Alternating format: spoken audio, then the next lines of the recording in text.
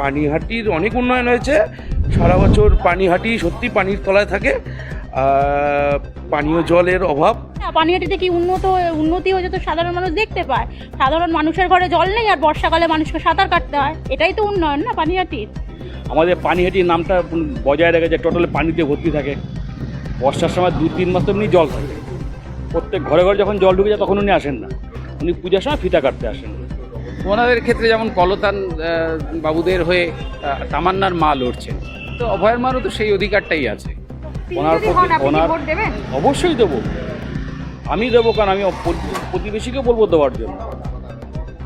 ওনার প্রতি যে অবিচারটা হয়েছে এটা মানুষের জীবনে হওয়া উচিত নয়।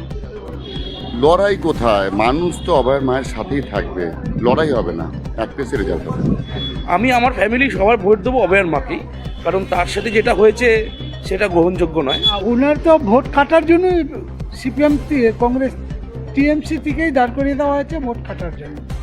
সিপিএমের সবার আগেই উচিত ছিল এটা শোনার পরে যে আমরা পানিহাটিতে কোনো ক্যান্ডিডেট দিচ্ছি না। যদি আজকে আগামী দিন অভয়ের মা উপস্থিত না করতে পারি, সেটা পানিহাটির মানুষের কাছে লজ্জার। যে দিদি লক্ষ্মীর ভান্ডার আছে বলে তোরা খেতে পাচ্ছিস, হ্যান তেন এই কথাগুলো শুনে না ভেতর থেকে একটা নিজের ভান্ডারটা ঘৃণা বোধ জন্ম। মানে যাকে বলে একদম বাংলা কথা চটি চাটা যাকে বলে, তাদের জন্য এটা ঠিক আছে, আমাদের জন্য একদমই না।